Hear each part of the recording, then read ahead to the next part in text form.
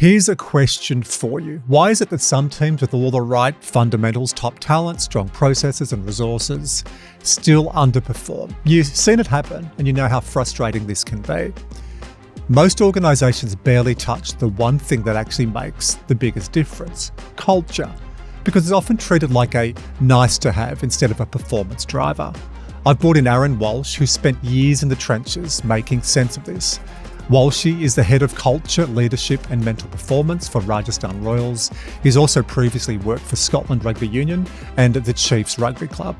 He's seen firsthand how culture can be the difference between a team that just shows up and a team that performs when it really counts. So if you've been struggling to get your team to follow through, to hit their goals, or to just finally perform like you know they can, this conversation is for you. We're diving into what actually works when it comes to building a team that wins consistently. No shortcuts, no hacks, no fluff. This is the show that unlocks potential for everyday life. This is Performance Intelligence. Walsh, welcome back to the podcast. Thank you. Very excited about this episode. I think it's unique to actually dive deep into these subjects and really try to equate it back to performance. I think often, as you said in your intro, it's a very sexy subject, culture. There's lots of books written, there's lots of off-sites, there's lots of team camps, but I don't think there's always a connection, between how does it actually impact us in the way we perform on a day-to-day basis. I'm going to start with a little bit of exploration for our audience, those watching on YouTube, on video, or those listening through the traditional format of a podcast through their ears. I want to ask people, just pause and think for you, what is culture? If you had to write down what is culture, and then I'd ask you to go a little bit further, what is a high-performing culture and what is a poor or a low-performing culture? So just gather your thoughts. So what is culture? What would you say is a high-performing culture? And what's a low-performing culture? Here's a combined definition. Culture isn't a fluke. It's planned, it's intentional, and it's the difference between teams that perform consistently and adapt over time and teams that just make up the numbers. And when I do a cumulative combination of some work from Michael Gervais, ChatGPT, and looking at some research from Harvard, culture is the tangible output of human interactions. It represents shared values, behaviours and norms developed through relationships. We're going to come back to that, developed through relationships. Culture is often referred to as the artefact of relationships and is not merely a set of rules, but a living experience shared by how people connect, how they communicate and how they navigate challenges together. A healthy, positive culture emerges when people genuinely care for each other, they trust each other, and have a shared sense of purpose. Wow, it's a good definition. There's a lot in there, isn't there? I had to do some work for this, Walshy, knowing I was getting back on the podcast with you. Yeah, mate, well done. Well, yeah, I think as we'll talk about through the podcast, the element of culture, if I think about it in terms of where does it actually impact performance, and I think we've talked about this, I think culture is the thing that determines behaviours, which I think is really interesting for us to look at, and behaviours are ultimately what determine performance. So we could look at, I think both of us have been in environments where we feel like the culture lives on the wall. So there's been a day, there's been an activity, there's been an offsite, and it sits there, but it doesn't really morph into meaningful behaviours. And then, often once a culture is established, teams don't often know how to measure the authenticity of that culture. They might do a survey every now and then. So, and I think to understand this a little bit deeper of why it impacts behaviours, I think that's a good subject for us to look at. So why does, and we could term it this way, why does the environment impact behaviours?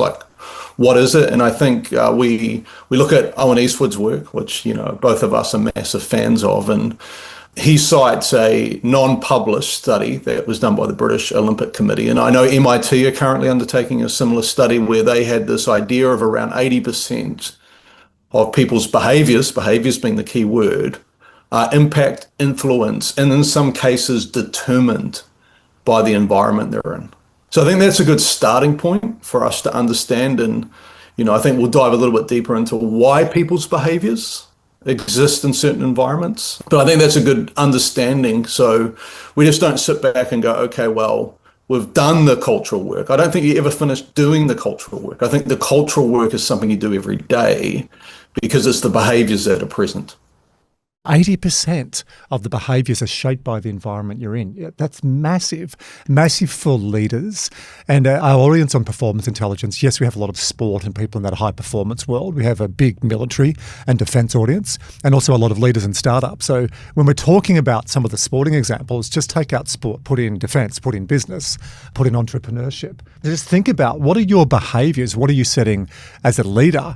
When I first heard Owen say that, I was blown away, one, but then two, I thought about a lot of the environments I've been in. It's true.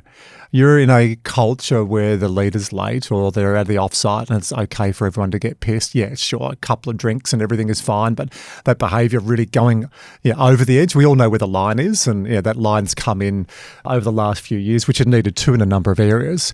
But you just see sometimes boorish behaviours, or what I've seen at conferences. I do 50 plus conferences a year, so I get to see a lot of it.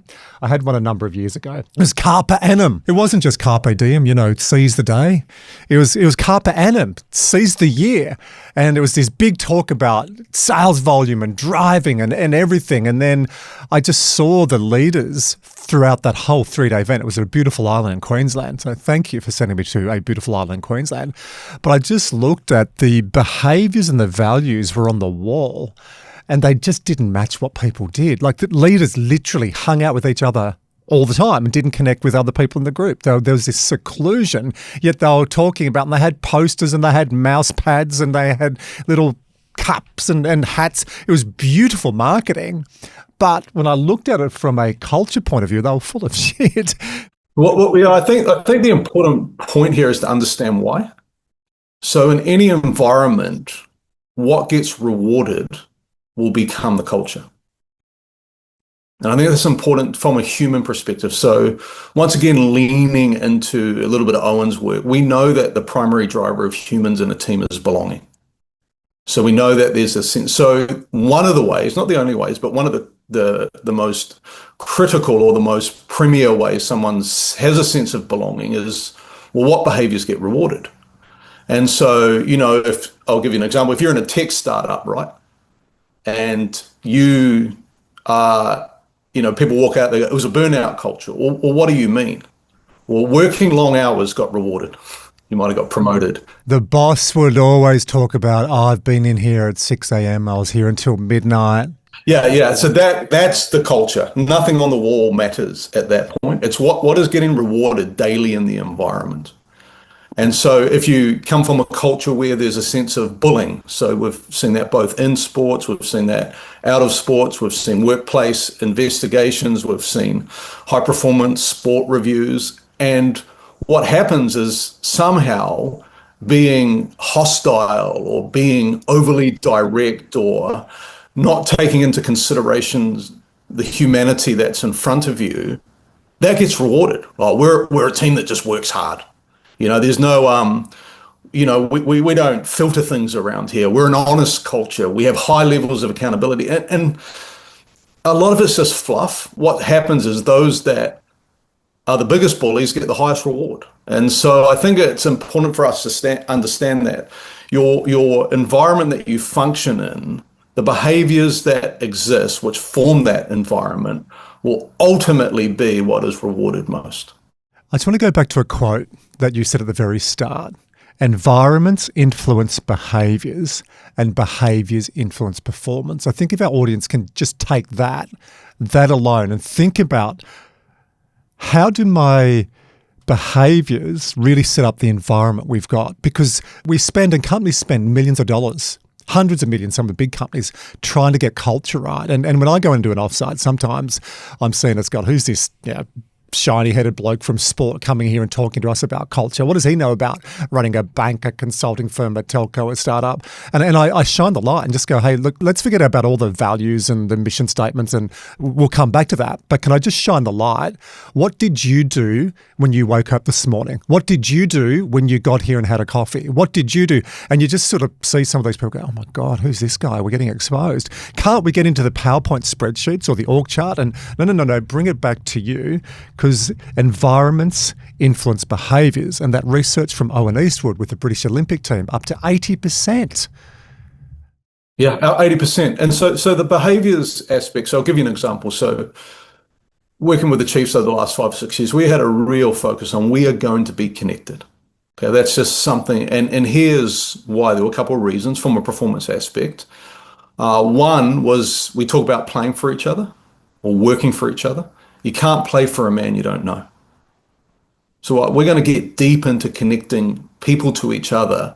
So in the 78th minute, or in crunch time, it's not just another number on the back. It's someone that they deeply care for, and that was a performance enhancer. So how does that look? Well, you come in on a Monday, win, lose, whatever. We would always have a time of connection. First thing Monday morning, coffee card out, and that was. And on a Monday in a sporting environment, or even a Monday in a workplace, there's 10,000 meetings going on, and there's so many priorities. So, but we understood that if you didn't schedule connection and actually value it, where it took time and energy and dedication for it to happen, then it was never going to show up, even though you might have it on the wall. And we found that connection led to a massive competitive advantage under pressure, when guys were willing to work for each other. Now, just go back. You said very intentionally, if we didn't schedule connection. Now, I think this is a Kiwi legacy, the ripple effect that New Zealand coaches and athletes have had around the world, not just in rugby, but in sport. Mike Cron, the scrum doctor, what a great man, Cron. On the podcast, he was talking about how it's that connection, the little parts, it's in the cracks. So you might be talking to somebody, not a scheduled meeting for half an hour, but it could be while you're waiting for the bus, or it could be while you're waiting for a coffee. So it's just those small moments or in the cracks where you're getting that connection.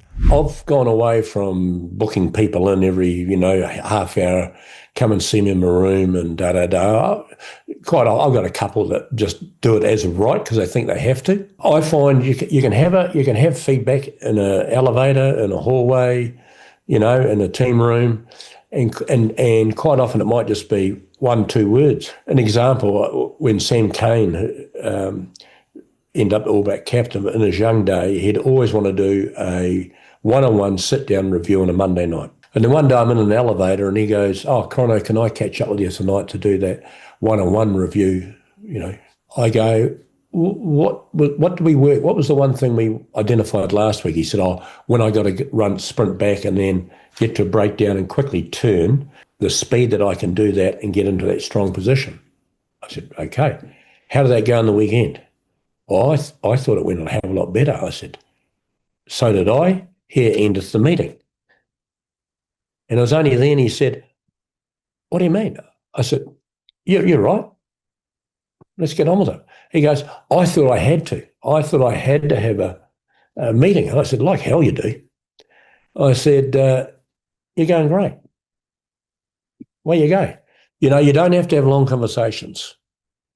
I see a lot of people sitting around computers and I worry about, are they doing it to be seen, sitting around a computer, that they're doing extra work, or are they actually learning? And if you're going to be intentional, be intentional. If you're going to do it, do it. I always say to the boys, if you're going to put your boots on and walk across the white line at training, then there's no place in mediocrity. Otherwise, I'd rather you not come. Do it quickly, be intentional, learn from it, go and put your feet up, read a book, do what you want, so your battery is recharging again. So you can be better for yourself and for me tomorrow. Yeah, and I think the reality is, I don't know of any environment that's seeking high performance that isn't time poor. So it's not, like most environments that we're involved with, time is a scarcity. I don't think it's a scarcity as much as people think, because I think we waste a lot of time on things.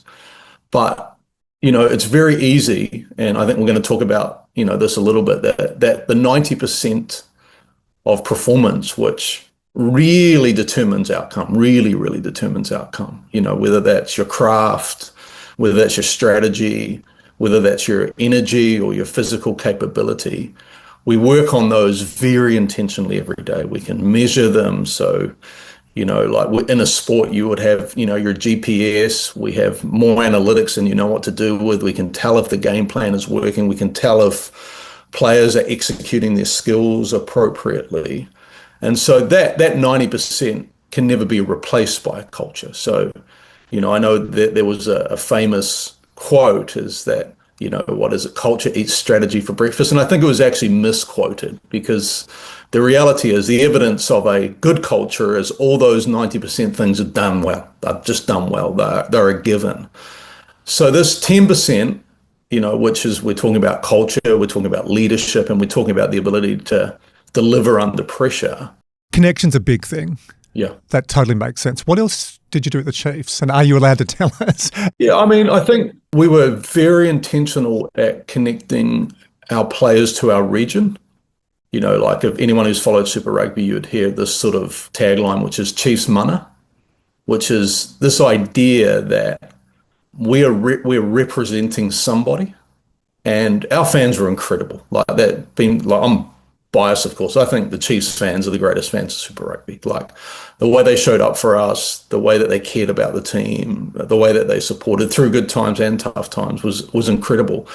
And so we made it a real intention. Like, do you understand who you're representing? Do you understand what makes our region unique and different? And, our region is deeply steeped in Māori communities. So we had a big connection to Māori culture. We had a big connection to the tribes, to the Marais. We had a deep connection. And I think that there was a sense of pride, beyond the human relationships. There was a wider connection with a real sense of pride. We are playing for these people. We are playing for these communities. And we want Chiefs Mana, which basically is the idea of mana is a sense of respect. And you don't give it to yourself, it's given to you by others. And we wanted every time that jersey was put on, we wanted those watching us to go, there's a lot of mana in that team. There's a lot of respect. Like, we can see their care for the community and for the jersey. So that was one way we really, and a lot of that goes back to Clayton McMillan, of able to connect us to our community. And I would think in professional sports, I think it's a bit of a weakness, particularly, I'm working in cricket, which is franchise sport. It's hard, isn't it? Guys play for 8 teams a year. What do you connect to? So, that's a whole nother discussion. Different colour jersey. And I've got a couple of questions on that. There is some really solid research showing that culture isn't just nice to have. It does change business outcomes. Because like me, you are often in boardrooms and people go, oh, so where's the research on this, Walsh? Amazing. And how does this apply?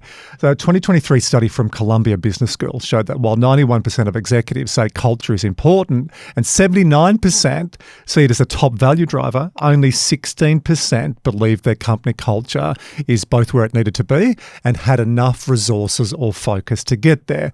Most executives say that's because organizations simply underinvest in it compared to technical systems or hard skills. I hear this so much. We talk about the process, the systems, the technology, and let's develop this leadership capability. I'll go, great, you need that.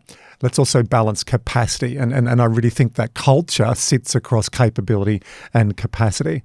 So loads of research to say, yeah, this makes a difference, yet it's very, very skewed towards other areas. Oh, it's because it's measurable. And I think that's the key here, is that when you get really, really good at something as a team and you're not delivering on what you think you're capable of, I think that's where culture, people really dive into it. So, listening to that research, it wasn't different. Remember the research we did on mental skills? It was 100% of teams think that it's really important. 11% had a strategy. So we still... Do you do it? Yeah, like the gap is how and why. And that's part of what I think it's important to explore, like, why does culture impact performance? And we've unpacked it a little bit, but I don't think teams actually think deeply enough about the impact of their environment. And when we say culture, I think I look at it kind of as the three pillar thing. Like there is culture, but there's also leadership and there's also performing under pressure. I don't think they're one. So, at the top level, everybody's good.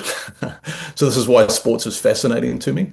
So that last 10% becomes the critical 10% that determines in the end championships and winning and all of that sort of stuff. Interesting you say that. We recently had the former mental skills coach for the Seattle Seahawks, Michael Gervais, on this podcast, and he talked a bit about how they created a culture that was held up by the team. And so what we would explicitly do, we had 3 rules at the Seahawks, and Coach Carroll introduced these from day one, which was rule number 1, always protect the team. What does that mean? And then we would go explain it a lot. And one of the ways we would explain it is like, look, if someone's talking about somebody else in the hallways, it's not okay. That's not protecting the team. That's you doing some bullshit about like trying to be close to somebody or complaining, but not having the courage to speak directly to them. Like, stop that shit. So if you're in the hallway and you're talking about somebody else, you're probably wrong, unless you're saying that, he or she is epic. And we would hit that a lot. Always protect the team. In other words, be a great teammate to each other. And then we'd give other examples. Look, if you're at the bar and someone's getting a little wild, maybe have one too many, they're starting to talk a little too loud, grab them. Get them out of there. Get them home. You're always wearing our shirt.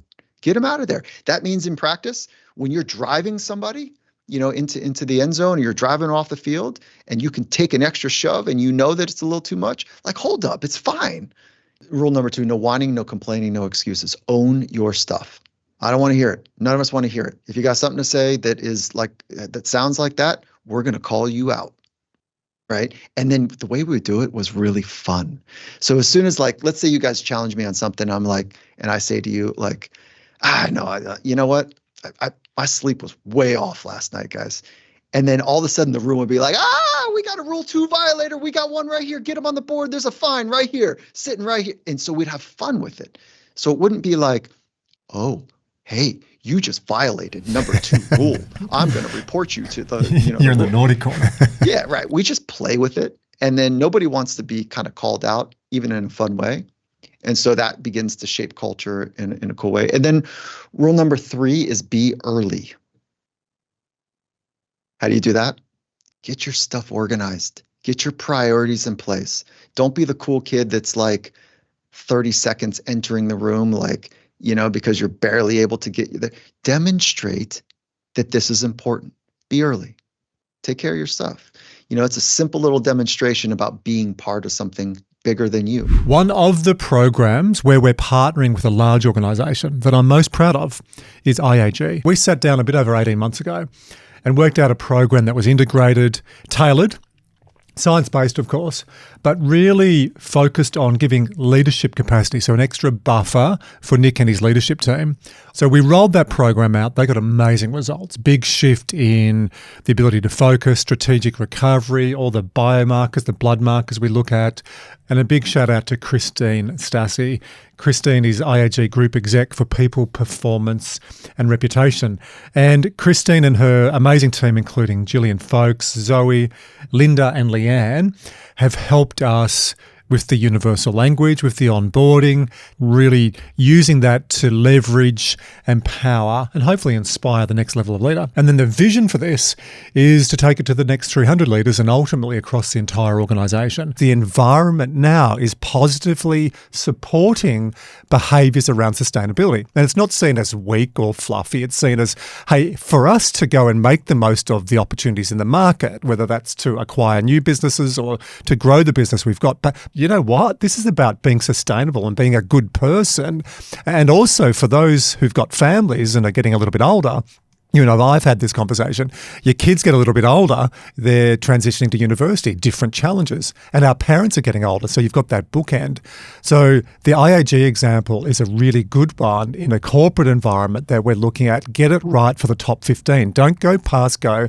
Don't collect $200 until you role model. And this has been a real learning for me, and it's challenged my haste at wanting to do everything straight away. Yeah, well, I think when we look at that last 10%, it is a combination of. And so, that last 10% to me is the environment that the performance environment that exists every day, the way our leaders lead. And then the final part is the performance element. So I think I learned this over the years working with teams where, you and I would go in as this mental skills specialist or whatever. And, and it was probably a reduced role back in our initial, like you come in half a day a week and, it's definitely a deficit role. Everyone's stressed. Like, we're dropping the high ball. We've been crunched in a couple of back-to-back away games. Hey, come and fix it. Come and fix, which is give us tools. Yeah, and you've got 2 hours over the course of a week, and I can give you 10 minutes in the session on Tuesday because Monday's more important because we're doing the review. It just doesn't, we've discussed, I think, a lot why that doesn't work. But, I would go in there and go, well, what tools do they need? Okay, well, do they need a bit of weekly planning, or do they need a little bit of managing anxiety before games, or do they need a little bit of, breathing or visualization to help them stay on track, or, what, it could be 5 different things. But very quickly I realized, well, hang on, if the ecosystem isn't right, if the relationships with their leadership isn't right, this is a waste of time, because before tools, there's foundations that enable people to perform. And these foundations, like if you're in an environment and you don't feel like you belong, you're in an environment where hostility, but they call it honesty, is rewarded. If you're in an environment where there's mixed messaging and there's a philosophy like just keep the players a little on edge all the time because that's how we get the best out of them, how on earth do you then give energy towards performing well? Because all of your energy has been exhausted on trying to maneuver yourself through something that doesn't feel right, through something that actually is taking energy away from you. And so before we even got to the element of, listen, how do we help you deliver your best when it matters the most? We had to revert back and go, actually, none of this matters until this gets right. I'm nodding profusely, and my approach and your approach are similar in many ways, that we'll look at culture and getting those big rocks established before you go and start doing the mental skills training, the leadership work. There will be some people listening to this going, guys, I just need to do something now. We're hemorrhaging. What do you say to those people who say to you, look, I don't have 12 or 18 months to do a phase rollout with my leadership team and then do the next team. So this IAG rollout, Walsh, we've mapped out, it's 3 years. 3 years, and then that third year, the transition from 2 to 3, will then look at what we can do on a broader scale. But there'll be some people going, I don't have that time, that resource, that buy-in. What would you say to people who are thinking that right now? 2 questions. What behaviors are you rewarding? What behaviors do you need to stop rewarding?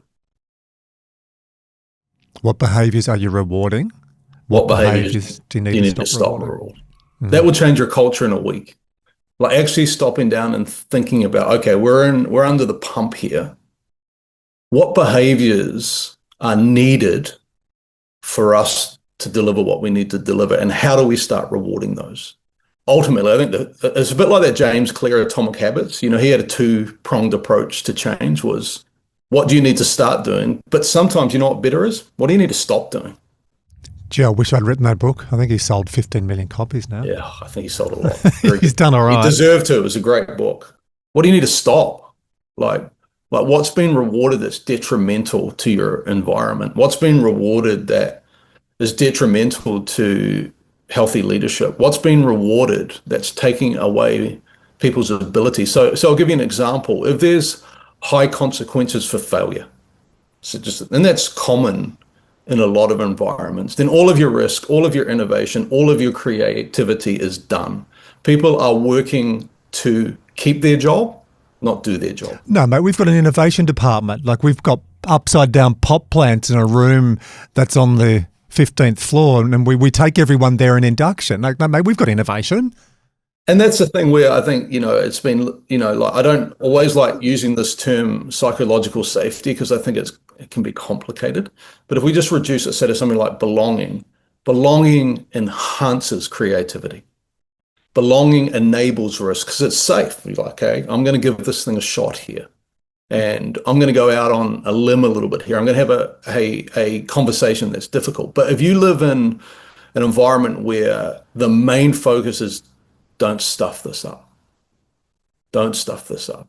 Just do your job, keep your head down, make sure you don't get fired. I don't know how many people I've ran into in the workforce. They're just mediocre performers, and it's not intentional because the environment is promoting mediocrity by having such intense scrutiny on anything that they do that they don't have any freedom to express the skill set that they have.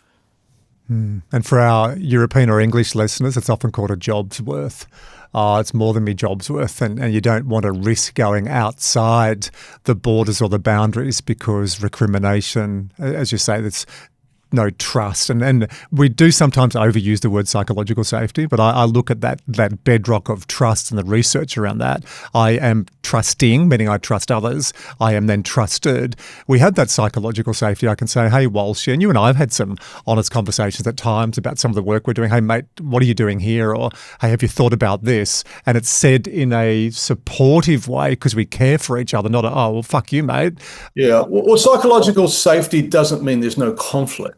Yeah, that's an important point. Safety means that conflict can be absorbed by the quality of relationships. And healthy conflict is really important because if you don't have healthy conflict or dialogue, robust dialogue, it simmers and then becomes unhealthy conflict, and that's the opposite of trust. Yeah, I think it's the analogy I've spoken about to you on the past. Like, have you built the bridge of trust to drive over the truck of honesty? It's just a black and white question.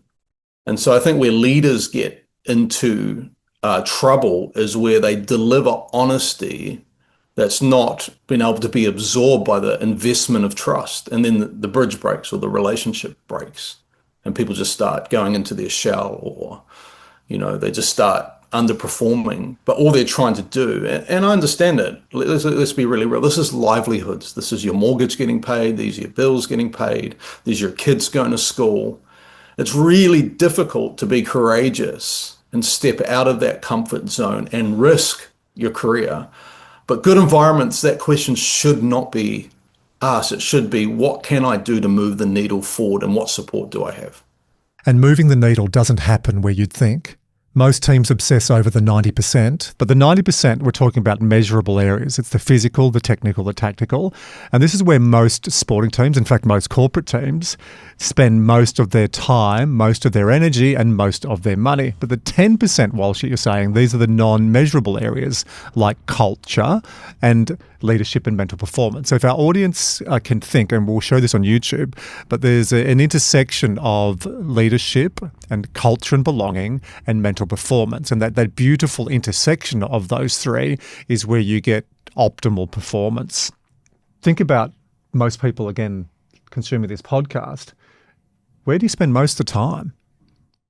And it's a good question because you can't be the best in the world at the 10% and neglect the 90 and be successful.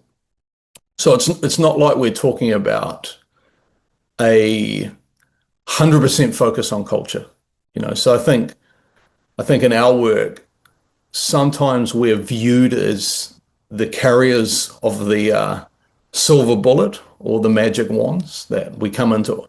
But if that 90% is broken, I think a good way to sort of define it would be this: we can't increase your capability. We can allow you to maximize it. That's all we can do. So if you haven't done the 90% stuff, so if you're in a company and your strategy is not good, your crafts of your team is not great, there's a real loss of energy in your environment every day. Listen, all we can do is go, what the culture, leadership, and mental performance will allow you to do is to access and deliver your capability. It does not increase it. I just want to do that parallel for people. It's clever the way you've done that, because in sport we talk about the physical, the technical, the tactical. Earlier in this conversation you said for corporate it's their craft, so it's their job. So in sport it's your job as well. It's the strategy in corporate, and it's the way you maintain energy. So you're looking at those three areas: your craft, your job, the skills around that, strategy, which is execution, and then the energy that underpins that. Yeah, so I think like in sports, the entry point for a lot of sports is you have to be physically capable. So Like in rugby, if you're not fit, you don't ever make a team, even though you might be skillful. But if we're talking about in the corporate world, your physical, you might not move from your desk much. So it's like, well, how do I equate that? How are you equated as your energy? So do you feel energized during your day to keep on going and delivering on your work? So I think there's a massive parallel. And that's why I think some of the work that you have pioneered the last few years is going to be really critical, because like there's a lot of things in our environments now that take energy away.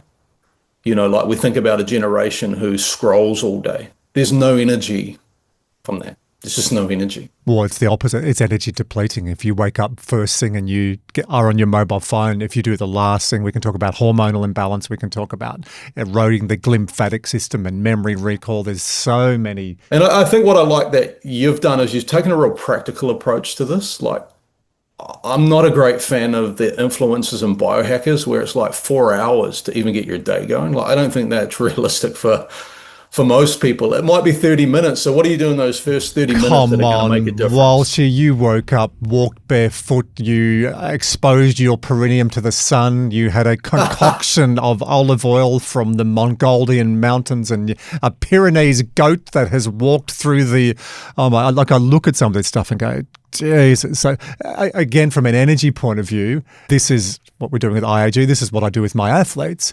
The morning wake up, you do 3 things. Number 1, get outside and get some sunshine on as much skin exposure as possible, but do wear pants. So this is the early hours of the morning. Move your body. And then 3, push caffeine back so you're not getting those adenosine receptors blocked first thing of the morning. So you just wake up like a normal human being. And people do this. We have a 21-day challenge in our corporate programs, which thousands of people have now done. And when we go back in that final bit for the recap, like literally people go, like, I cannot believe, like, what have you done to me? What we've done is we've tapped into basic physiology. So when we woke up years ago, we'd get some sunshine. Sunshine hits your iris, goes to your brain, you release 500 plus chemicals that are going to power you up, much more than Red Bull, which apparently gives you wings. Then move, get your body. It is so basic, Walshy, but we've moved away from the basics. So yes, a lot of the work that I do in sport and in corporates is going back to some of those fundamental physiological measures. If you can ramp up first thing of the morning and get your body and brain going, and then let's do the opposite. Let's calm. And let's relax in the final 30 minutes. And if you can bookend that during the day with a little bit of strategic downregulation, so detached psychologically, parasympathetic nervous system, you get this beautiful pulse. Now, it's based in science, but to me it's so practical and so basic. But if you've been going a million miles an hour and bought into the bullshit, Olympic creed at the time of watching this or listening to this, it's the Winter Olympics. And I love the creed, the Sidious, Altius, Fortius, faster, higher, stronger. But that was back in 1897, the little Frenchman Pierre de Coubertin. They didn't have technology eroding our lives 24/7. So we need to add that Latin word that's missing, recupatio. Sidious, Altius, Fortius, recupatio. Faster, higher, stronger, recover. It's a basic pulse and operating rhythm that is sustainable. Yeah, and so from a leadership perspective, it's probably quite timely. It's really interesting how leaders model this. If you're a leader and you're modeling those behaviors, and, like the best leaders I've been around, they tend to have this ability to go, I know that I have a rare ability to sustain what I'm doing. Okay. And I don't put that burden on those around me. So I've been around leaders that work really, really hard, but the good leaders don't go, now all of you have to do that. They recognize, listen, I might be a bit different. I've been in the trenches for a lot of years. So this whole thing of modeling and leadership modeling has a massive impact on the environment. So all of a sudden, if you've got a staff that thinks they need to be in the office at 4, they need to leave at 10 p.m., what's the quality of their home life like? And we know all the research tells us that impacts performance. What's the quality of their work? Like, maybe they're just absolute superhumans, but mate, I have about a couple of hours of capacity, then I need to take a break. And it's also the sustainability. And you're tapping into, this is the core of what we teach in leadership capacity. Let's develop the way you protect time. Let's absolutely rocket energy and let's help you focus attention. And we'll give you the other example, mate. Benji Marshall gets heaps of criticism last year in the media. Why? He says, I'm going to be home to have dinner with my family? Why have we equated more with quality? And he got picked up in the media as well. There were some very stern comments in the media when he took his wife and kids away on a bye week for a holiday. I think they went to Fiji. So one, we shouldn't be like saying that, like prying on someone's life where they're actually going. But two, if we're practicing Citius, Altius, Fortius, Ricopadia with athletes, why should you not practice that as a coach? So yeah, and I also think in relation to leadership, outcome is not a good measure of success all the time. The challenge on this is it's hard to measure. So sporting teams that you and I work with, we have performance analysts, we have sports scientists, we have data. Players wear GPS monitoring in training. A lot of sports wear it in games. So you can see acceleration, you can see heart rate, you can see distance covered. But when we're talking about that 10%, the intangibles, you can't measure it. And there's been this corporate mantra, which I think goes back to Al Dunlap in that area. If you measure it, you can improve it. If it ain't measured, it ain't done. So I think it's seen often as a pseudoscience. Well, I can't measure the intangibles, so I'll just go and double down on the stuff I can. Yeah. And my analogy when I hear a leader say this is, I'm going to give you an experiment. You won't be able to measure it, but you will see its impact. On the way home, stop and buy your wife some flowers. Stop and buy her maybe her favorite bottle of wine or some perfume that she likes. Don't make a big deal of it. Write a little note about how much you appreciate her and how much meaning she has in your life. You won't find that on the GPS, but do you think that will have impact in your home environment? It's quite simple, isn't it? Like we think we overcomplicate it. Yes, I can't measure, for Christy, I can't, put a measurement on her to see the impact of that behavior, but I can understand the impact of that behavior. A lot of blokes listening to this, Walsh, you're going to be pulling up at the service station on the way home today, mate. I hope so. Buying some of those service station flowers. It's true, as you said that. I even thought myself, I'm very metricated. I am obsessed about getting my 12,000 plus steps. I track HRV. I track exercise minutes. I know my resting heart rate, HRV. All that stuff. And that helps underpin the energy that I need to perform and what I do with sporting teams and a few businesses.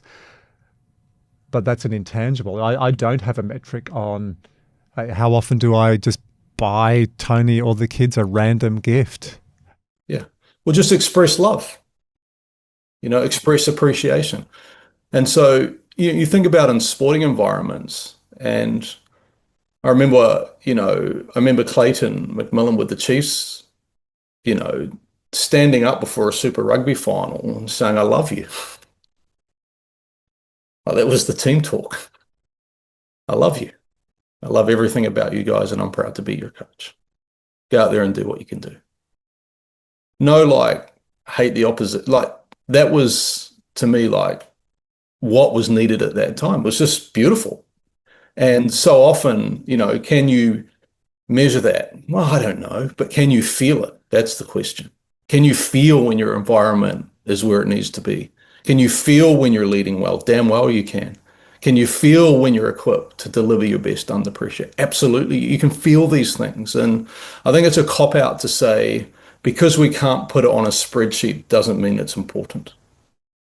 How would you advise to people listening to this or watching this to start shifting the conversation around these non-measurable factors? We'll think about two groups. So let's go sport and let's go corporate. So both. I think the same principles. Find out what your people really think. Often the weaknesses, particularly in sporting teams, is we wait till the end of the year to review. The annual survey. Yeah. I know one of the things that we did in the Chiefs was we would review our cultural pillars every 4 weeks. I don't think we did an end of season review. There's no point. We knew what was happening. This is where culture dies. So, and I'll give you a good sort of insight into this, is that when you talk about that survey before, or that insight before, where 79% of people thought culture impacts performance in the corporate world, yet only 17%, because they're not monitoring it.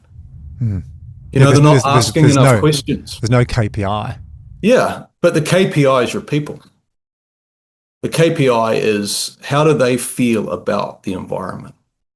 And have you created a way for that voice to be heard? It doesn't mean that it becomes a wild democracy where everybody gets an opinion and everybody's heard. What it means is that collectively we're aligned over a few things that are really important to be in our environment in order for us to function well. And that will change from team to team, depending what industry you're in. Like you know, if you're in the mining industry, you might have a different set of values that are really important to you than if you're in corporate banking. And, you know, like if you're in an IPL team in India, it might be a little bit different from a NRL team. So it's not like you have, you know, basically I think what Harvard said, there's only 8 values teams use anyway, 8 or 9. And you could almost list them off. You've seen them everywhere. But the magic is, how do you live them? And then how do you monitor whether you are living them?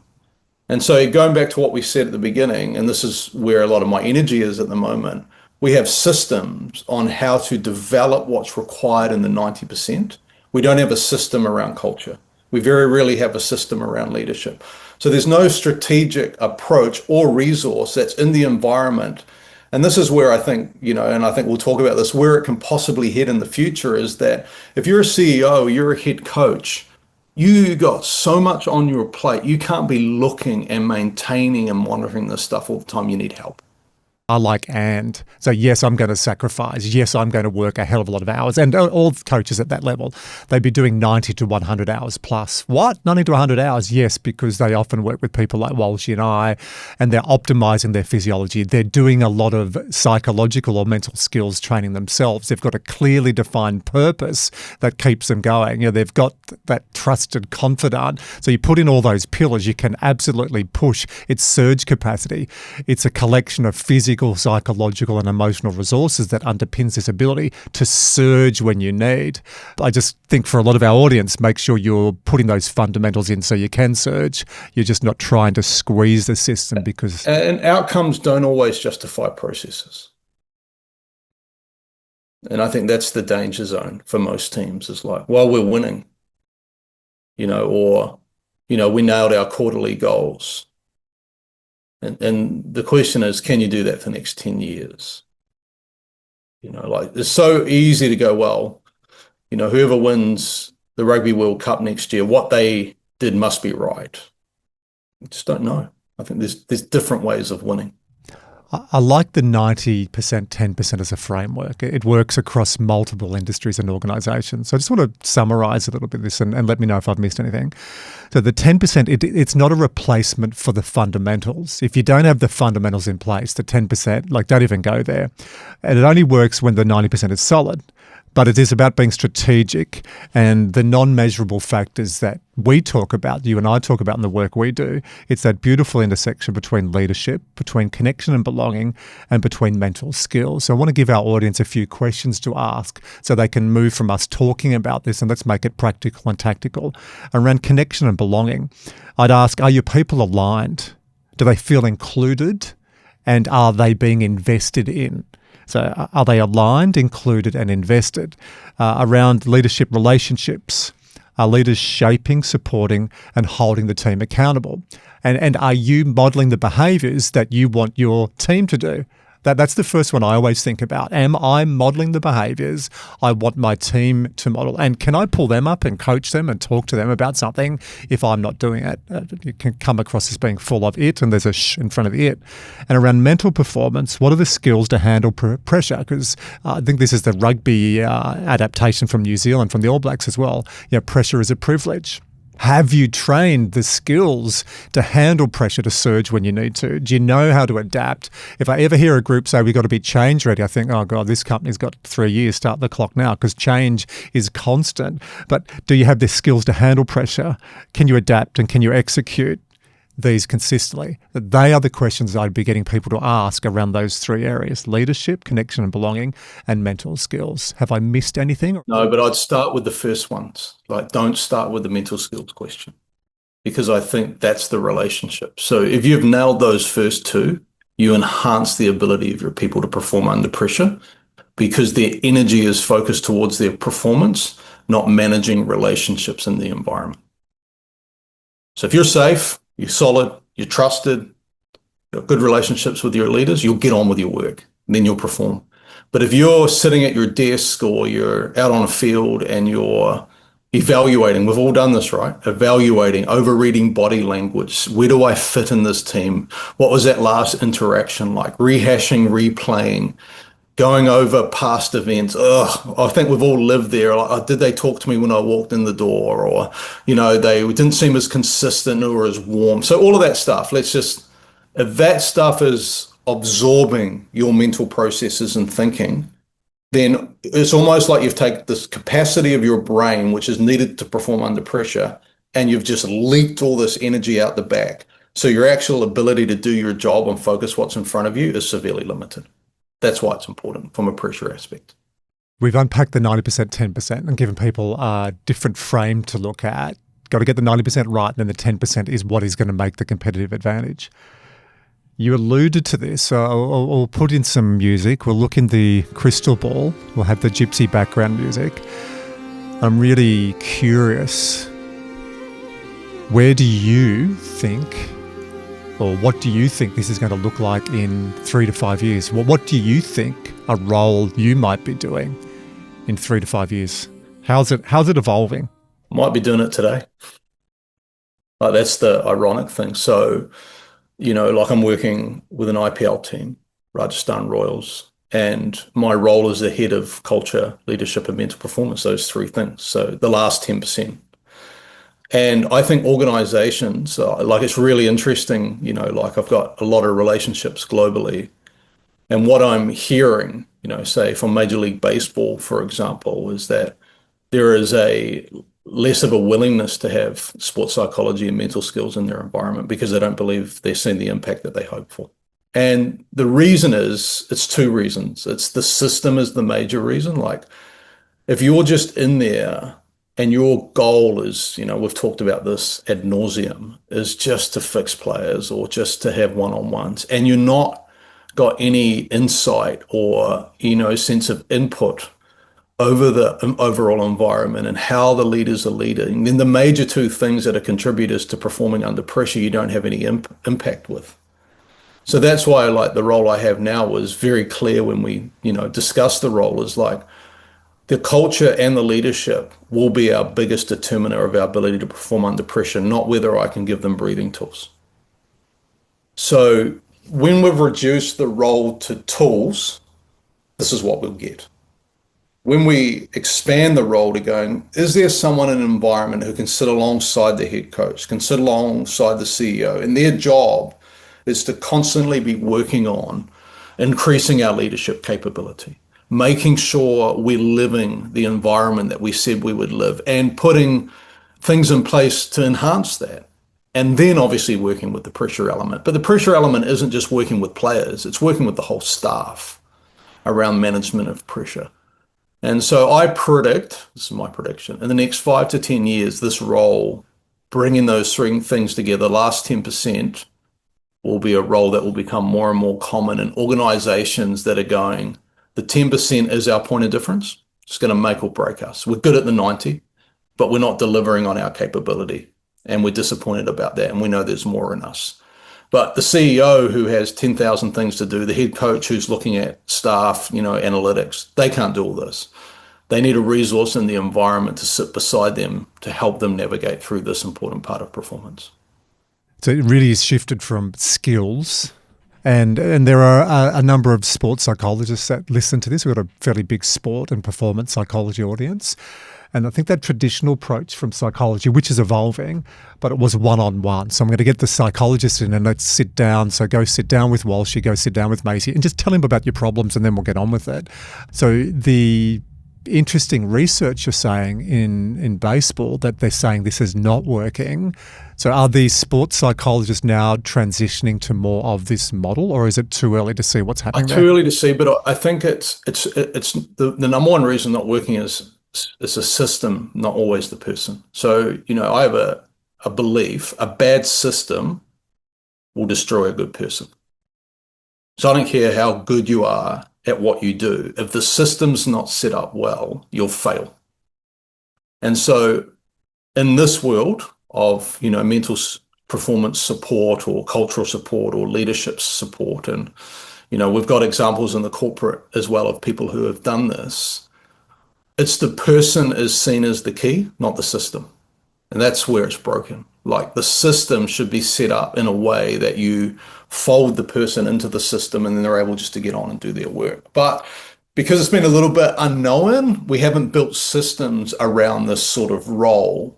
And we've left it up to people to define that. And unless they're aligned with the head coach, the director of performance, the CEO, the HR, head of people and culture, unless there's a clear alignment around that role, then it's very difficult for it to be anything than what it is currently.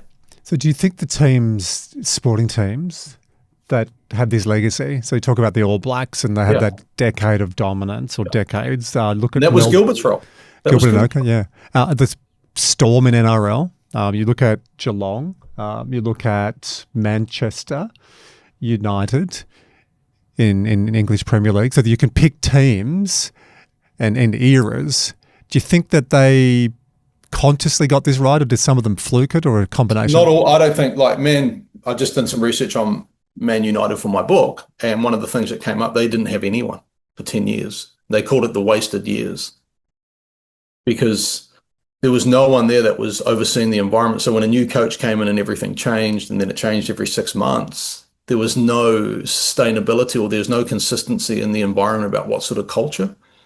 So, this goes back to why you have to work with the board and work with the key people, is because the organization owns the culture.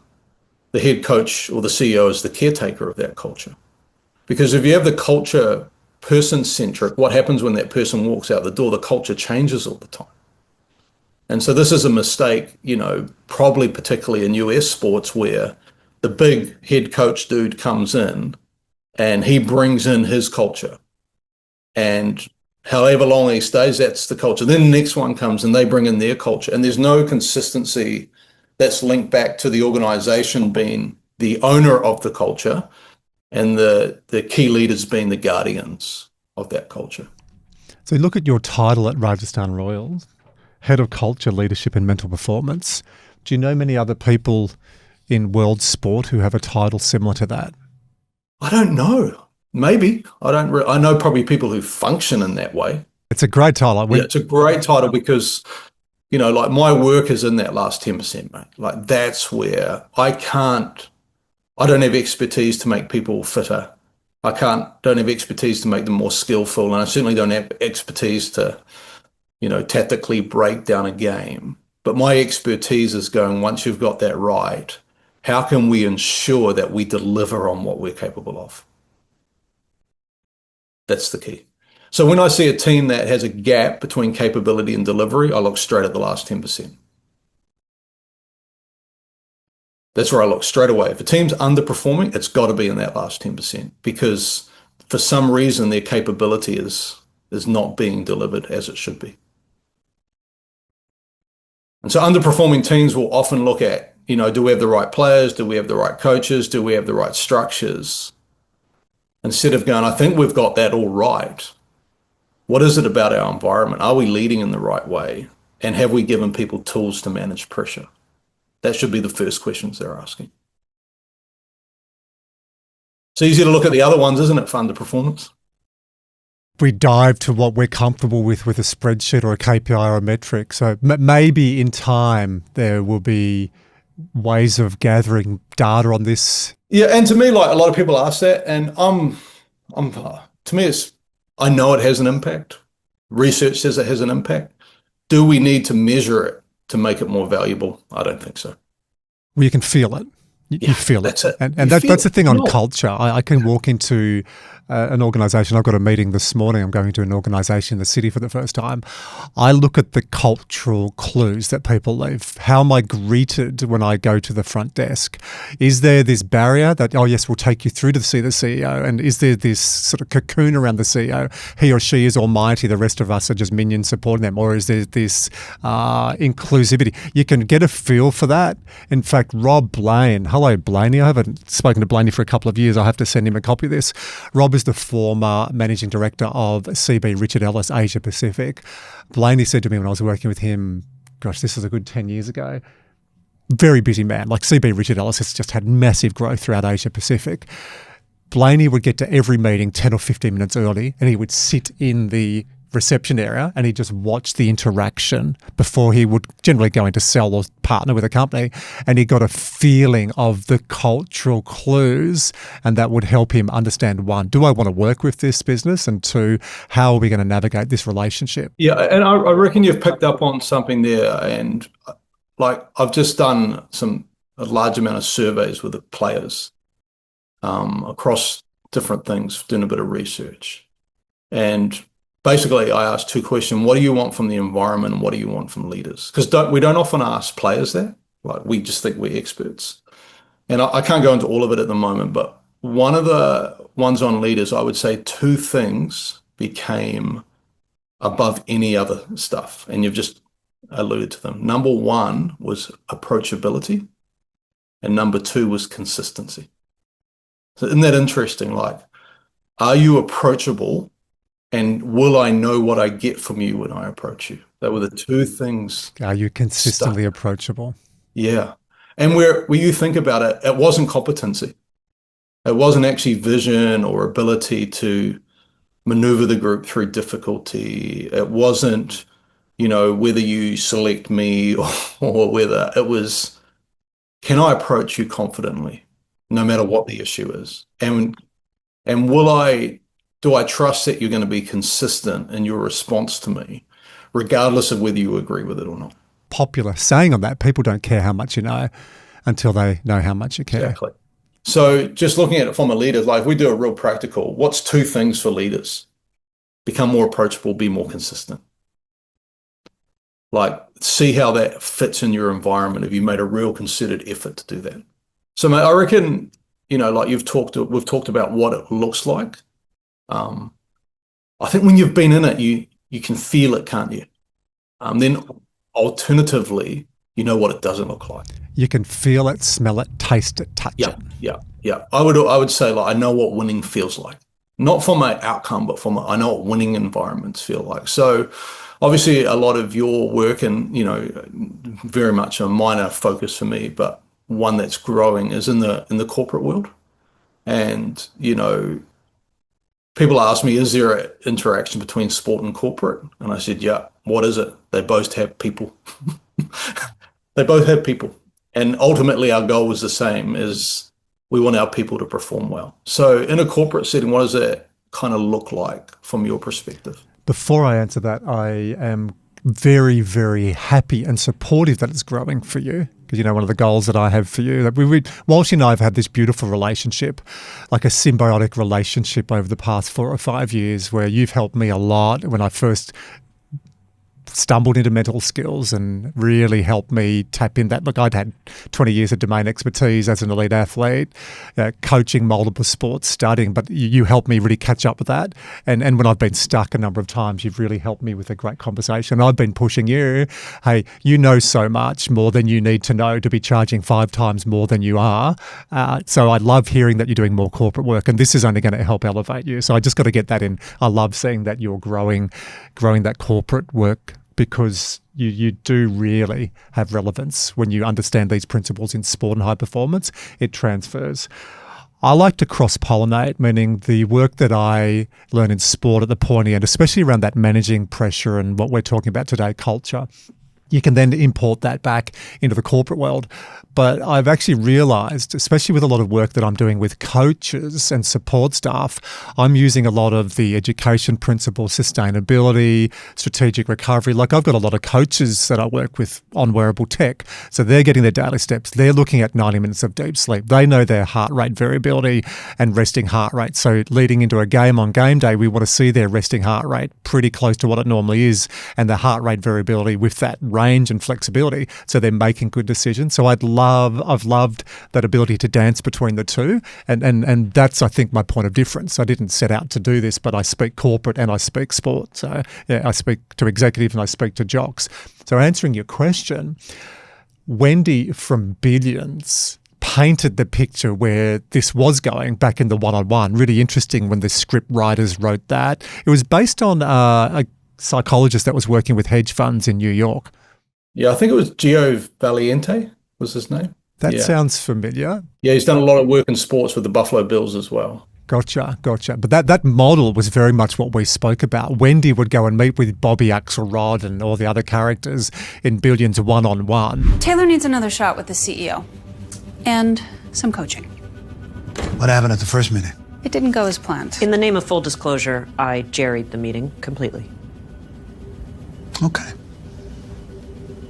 I'll get him to give you a second meeting. And what you do is, you know what? What you do is you bring Wendy along with you, because she's the best I've seen at bridging the gap between differing points of view. So she gets you to the view she sees, but you won't even feel it happening. Go.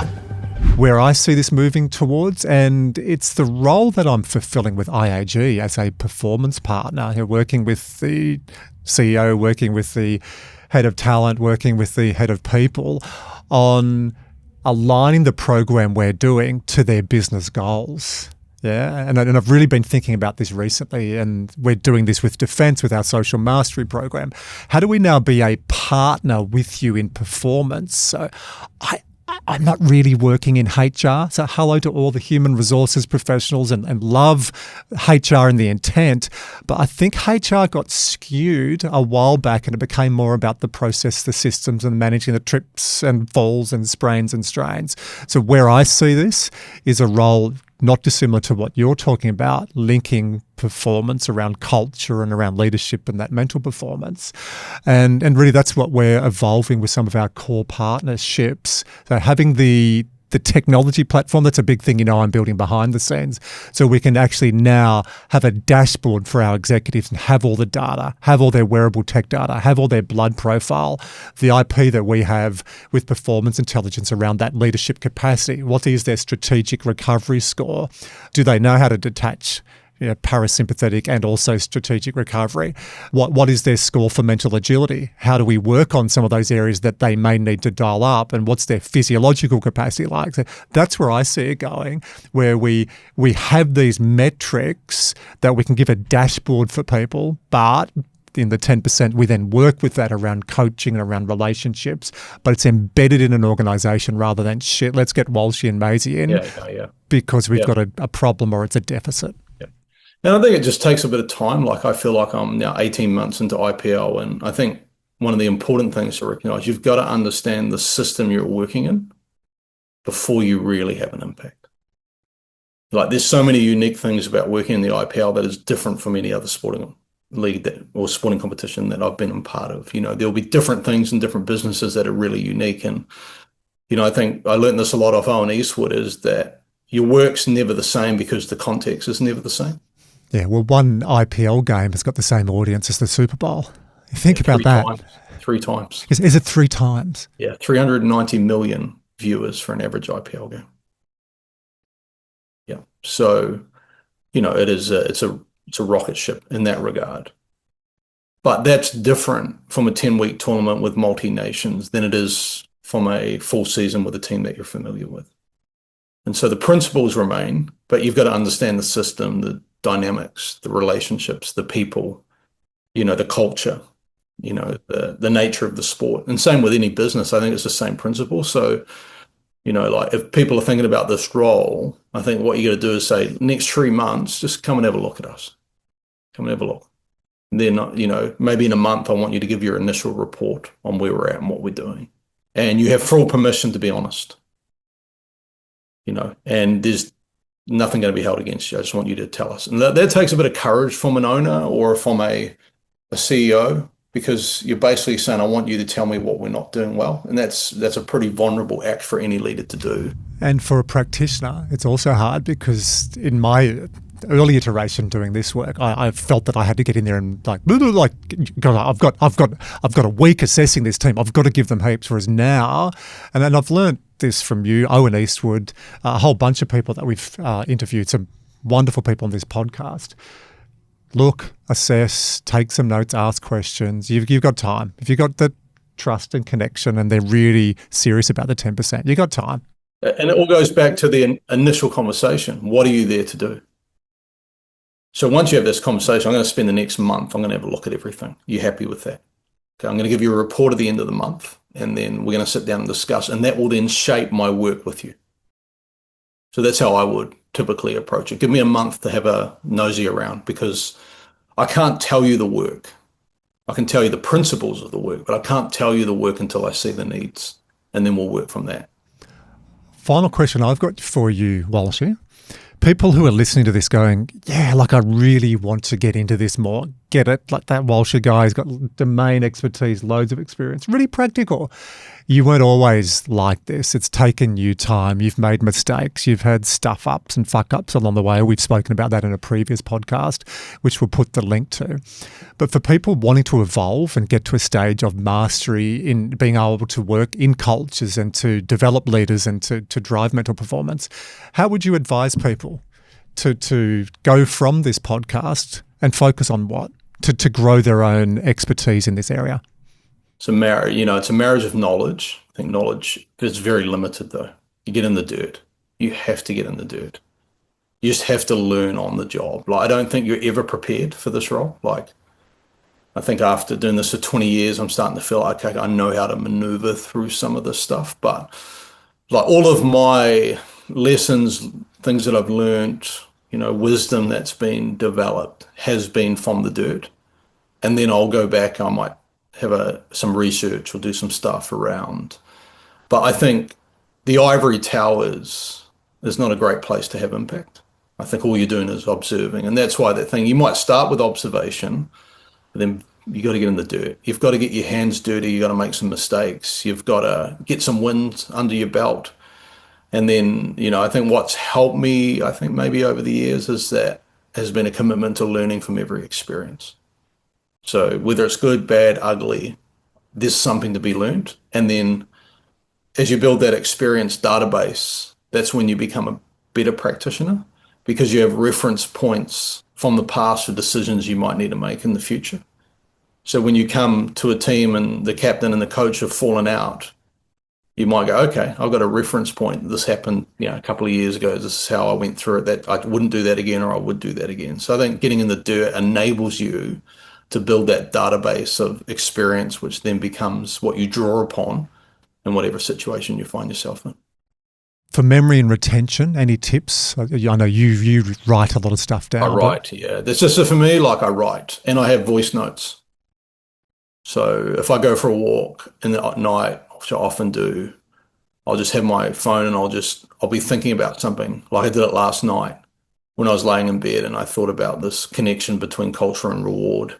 And I just spoke for 30 seconds into my phone because I thought I might not capture it again the next day. Or I think what writing does, it enables you to capture in live time what you're thinking. Then you can go back and refine it or look at it. But I just think there's so many people who walk through life ignoring opportunities to learn and miss out on so much stuff that could help them in life, because they haven't got that curiosity or that openness to go, well, what could I learn here? I'm sure our audience is going to really appreciate this opportunity to learn how to embed culture in a very different approach, focusing on the 10%. So I've loved today. When we first spoke about this, I just had an operation. I think I was only 2 or 3 days out. Did I make sense when we spoke? I can remember sitting in a coffee shop. But yeah, sometimes you don't make sense even when you're healthy. Because I looked at my notes from that day and thought, geez, I was on some pretty good meds. We've been speaking about this for a couple of months to really bring the conversation. That's what a podcast is in many ways. It's a forced timeline to go back and do the work and collaborate and come up with thoughts. The fact that you're writing a book, it really shows the work you're doing and the crispness in message. So I just want to say thank you. I think this is going to be a very valuable resource, not just for me, but for a lot of people in our community. Always a pleasure to be with you, mate. I'll see you next time. Yep, will do.